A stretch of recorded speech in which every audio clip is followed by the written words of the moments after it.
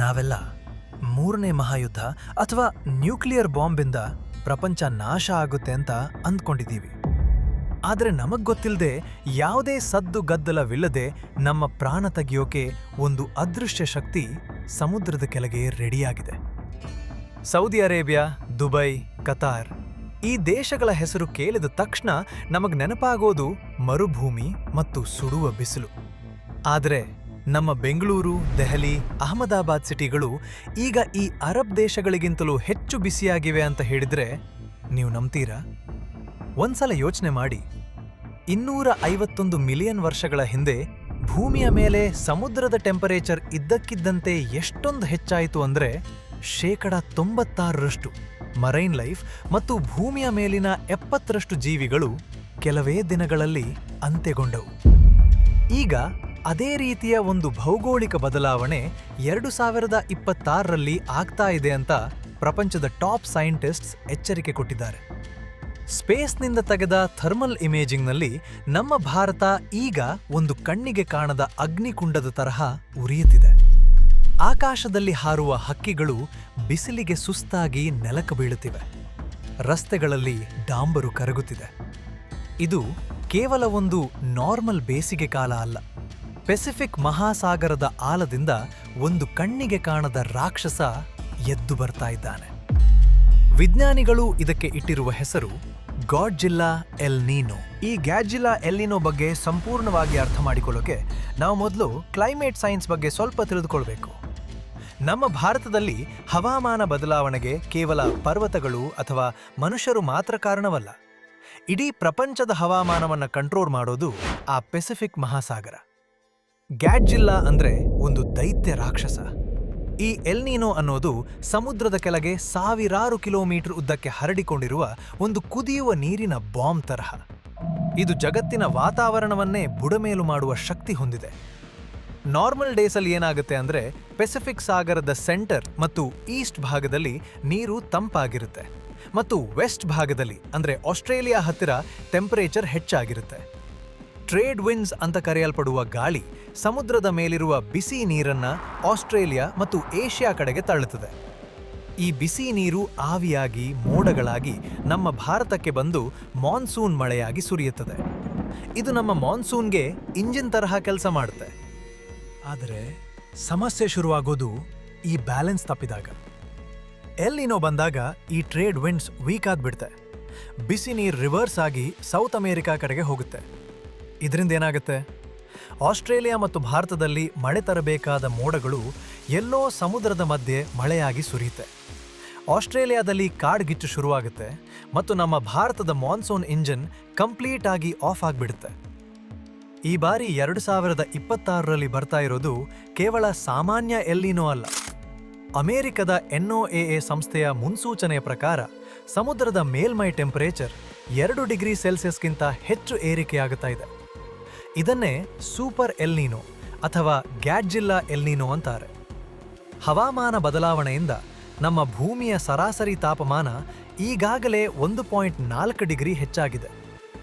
ಈ ಎಲ್ ನೀನೋ ಬಂದಾಗ ಅದು ಮತ್ತಷ್ಟು 1.5 ಡಿಗ್ರಿ ಸೇರಿಸುತ್ತೆ.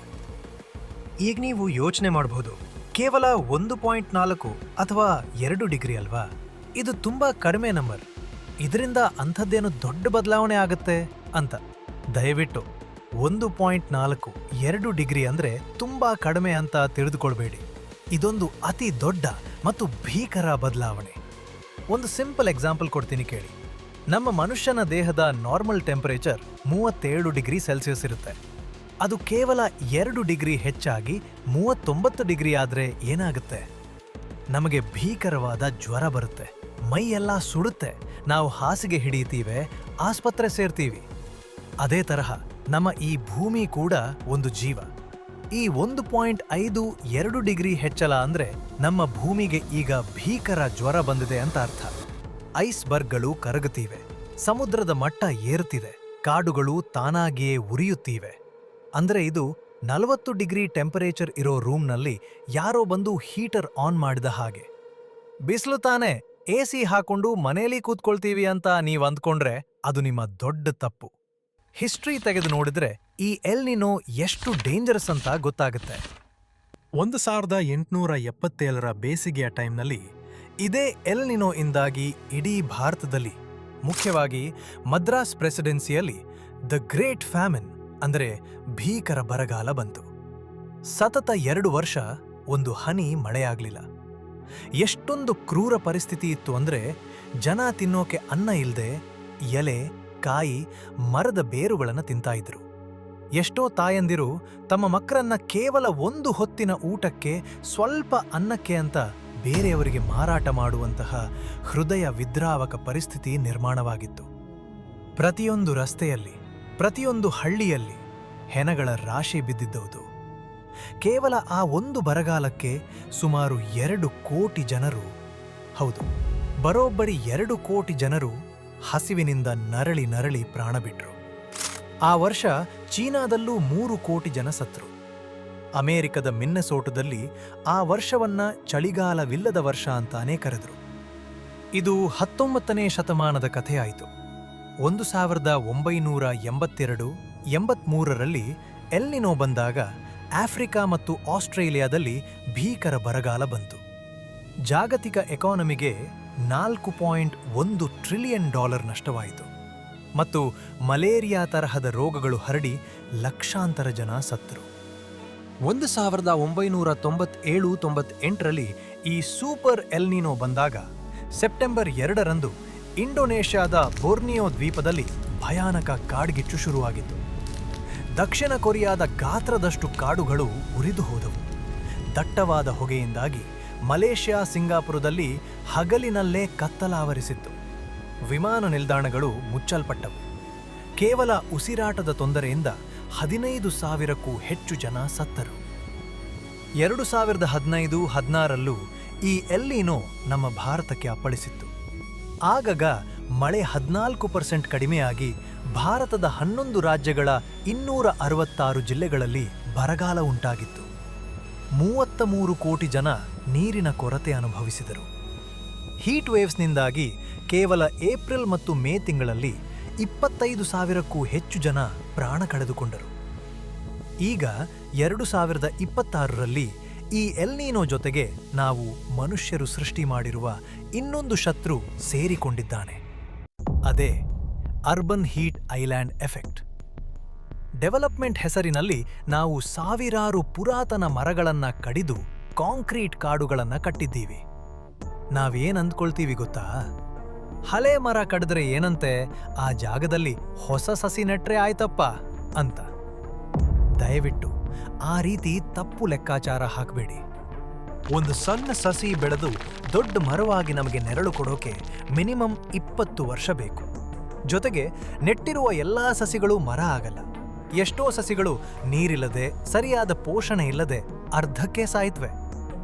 ಆದರೆ ದಶಕಗಳಿಂದ ಬೆಳೆದಿರುವ ಒಂದು ಹಳೆಯ ಮರ ಇದೆಯಲ್ಲ, ಅದು ಒಂದು ದೊಡ್ಡ ನ್ಯಾಚುರಲ್ AC ತರಹ ಕೆಲಸ ಮಾಡುತ್ತೆ. ಅದು ಗಾಳಿಯಲ್ಲಿರೋ ವಿಷಕಾರಿ ಕಾರ್ಬನ್ ಡೈಆಕ್ಸೈಡ್ ಅನ್ನು ಹೀರಿಕೊಂಡು ನಮಗೆ ಫ್ರೆಶ್ ಆಕ್ಸಿಜನ್ ಕೊಡುತ್ತೆ ಮತ್ತು ತನ್ನ ಸುತ್ತಲಿನ ಟೆಂಪರೇಚರ್ ಅನ್ನು ಭಾರೀ ಪ್ರಮಾಣದಲ್ಲಿ ಕಂಟ್ರೋಲ್ನಲ್ಲಿಡುತ್ತೆ. ಇಂತಹ ಅದ್ಭುತ ನ್ಯಾಚುರಲ್ ಸಿಸ್ಟಮ್ ಅನ್ನು ನಾಶ ಮಾಡಿ ನಾವು ನಮ್ಮ ಹವಾಮಾನಕ್ಕೆ ಸ್ವಲ್ಪವೂ ಮ್ಯಾಚ್ ಆಗದ ಪಾಶ್ಚಿಮಾತ್ಯ ಶೈಲಿಯ ಗ್ಲಾಸ್ ಬಿಲ್ಡಿಂಗ್ಗಳನ್ನು ಕಟ್ಟಿದ್ದೀವಿ. ಈ ಕಾಂಕ್ರೀಟ್ ರಸ್ತೆಗಳು ಮತ್ತು ಗ್ಲಾಸ್ಗಳು ಹಗಲಿನಲ್ಲಿ ಸೂರ್ಯನ ಶಾಖವನ್ನ ಅಬ್ಸಾರ್ಬ್ ಮಾಡಿಕೊಂಡು ರಾತ್ರಿ ಹೊತ್ತು ನಿಧಾನವಾಗಿ ಹೀಟರ್ ತರಹ ಹೊರಗೆ ಬಿಡುತ್ತವೆ. ಇದರಿಂದ ನಮ್ಮ ಸಿಟಿಗಳು ರಾತ್ರಿಯ ಹೊತ್ತು ತಣ್ಣಗಾಗೋದಿಲ್ಲ. ಭಾರತದ 75% ಜನಸಂಖ್ಯೆ ದೈಹಿಕ ಶ್ರಮದ ಮೇಲೆ ಡಿಪೆಂಡ್ ಆಗಿದ್ದಾರೆ. ರಾತ್ರಿ ದೇಹಕ್ಕೆ ಸರಿಯಾದ ರೆಸ್ಟ್ ಸಿಗದೇ ಇದ್ದಾಗ ಮಸಲ್ ಕ್ರ್ಯಾಂಪ್ಸ್, ಡಿಹೈಡ್ರೇಷನ್ ಮತ್ತು ಸಾವು ತರಬಲ್ಲ ಹೀಟ್ ಸ್ಟ್ರೋಕ್ಗಳು ಸಂಭವಿಸುತ್ತವೆ. ಅಂದಾಜಿನ ಪ್ರಕಾರ ಭಾರತದಲ್ಲಿ ಪ್ರತಿ ವರ್ಷ ಸುಮಾರು 1.5 ಲಕ್ಷ ಜನರು ಶಾಖದ ಅಲೆಗಳಿಂದ ಸಾಯ್ತಾರೆ. ಇದರ ಎಫೆಕ್ಟ್ ಕೇವಲ ಮನುಷ್ಯನ ಆರೋಗ್ಯದ ಮೇಲೆ ಮಾತ್ರ ಅಲ್ಲ, ನಮ್ಮ ಇಡೀ ದೇಶದ ಎಕನಾಮಿ ಮೇಲೂ ಆಗುತ್ತೆ. ಅತಿಯಾದ ಶಾಖದಿಂದ ಕಾರ್ಮಿಕರ ಸಂಪಾದನೆ 14-40% ವರೆಗೆ ಕುಸಿಯುತ್ತದೆ. ಮನುಷ್ಯರಂತೆ ಬೆಳೆಗಳಿಗೂ ಹೀಟ್ ಸ್ಟ್ರೋಕ್ ತಟ್ಟುತ್ತದೆ. ಗೋಧಿ ಕಾಳುಗಳು ಸರಿಯಾಗಿ ತುಂಬಿಕೊಳ್ಳದೆ ಫಸಲು 15-25% ಕುಸಿಯುತ್ತದೆ. ಇದರಿಂದ ರೈತರ ಆದಾಯ ಕಡಿಮೆಯಾಗುತ್ತೆ. ಭಾರತದ 51% ಕೃಷಿ ಮಾನ್ಸೂನ್ ಮೇಲೆ ಡಿಪೆಂಡ್ ಆಗಿದೆ. ಮಳೆ ಕೈಕೊಟ್ಟಾಗ ಕಡಿಮೆ ಆಹಾರ ಉತ್ಪಾದನೆಯಿಂದ ಮಾರ್ಕೆಟ್ನಲ್ಲಿ ಆಹಾರ ಪದಾರ್ಥಗಳ ರೇಟ್ ಅಂದ್ರೆ ಇನ್ಫ್ಲೇಷನ್ ಆಕಾಶ ಮುಟ್ಟುತ್ತದೆ. ಗ್ಲೋಬಲ್ ಫುಡ್ ಪ್ರೈಸಸ್ 9% ವರೆಗೆ ಹೆಚ್ಚಾಗಬಹುದು. 2030ರ ವೇಳೆಗೆ ಕೇವಲ ಈ ಉತ್ಪಾದಕತೆ ನಷ್ಟದಿಂದಾಗಿ ಭಾರತದ ಜಿಡಿಪಿಗೆ 2.5ರಿಂದ 4.5%ರಷ್ಟು ಡ್ಯಾಮೇಜ್ ಆಗಬಹುದು ಅಂತ ಮೆಕಿನ್ಸಿ ರಿಪೋರ್ಟ್ ಕ್ಲಿಯರ್ ಆಗಿ ಹೇಳುತ್ತಿದೆ. ಸಮಸ್ಯೆ ತುಂಬಾ ದೊಡ್ಡದಾಗಿದೆ. ಆದರೆ ನಾವು ಕೇವಲ ದೂರು ಹೇಳಿಕೊಂಡು ಸುಮ್ಮನೆ ಕೂರುವಂತಿಲ್ಲ. ಪರಿಹಾರಗಳು ನಮ್ಮ ಕೈಯಲ್ಲೇ ಇವೆ. ನಾವು ಸಿಂಗಾಪುರದಂತಹ ದೇಶಗಳಿಂದ ಕಲಿಯಬೇಕು.